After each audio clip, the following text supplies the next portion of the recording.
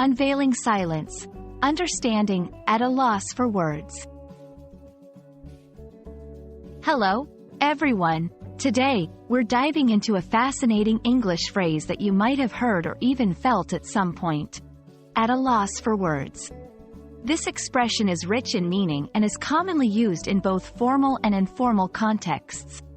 By the end of this video, you'll not only understand its meaning but also how to use it effectively in your conversations. Let's get started. When someone says they are at a loss for words, they mean they are so surprised, shocked, or moved by something that they cannot find the right words to express their feelings. It's a moment of speechlessness, where emotions run high, but words fail to capture the essence of those feelings. This phrase can be used in various situations, ranging from unexpected news to overwhelming beauty or even profound grief.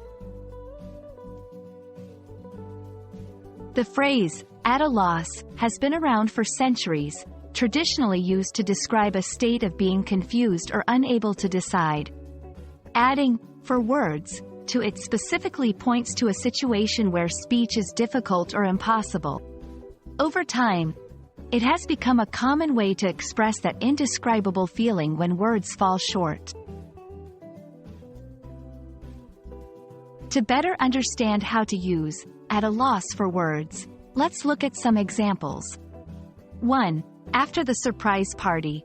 When I walked into the room and everyone yelled, "Surprise!" I was completely at a loss for words. 2.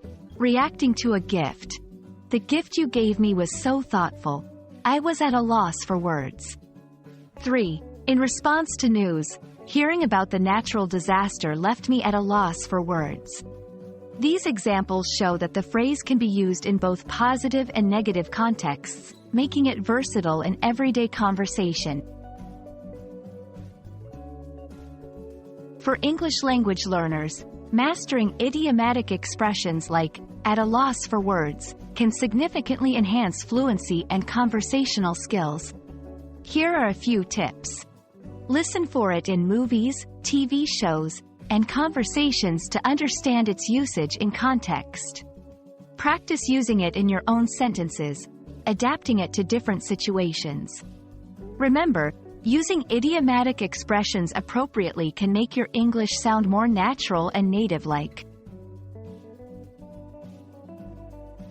Being at a loss for words is a universal experience, transcending cultures and languages. Now that you understand what it means and how to use it, you can express those indescribable moments more eloquently in English. We hope this video has illuminated this expression for you.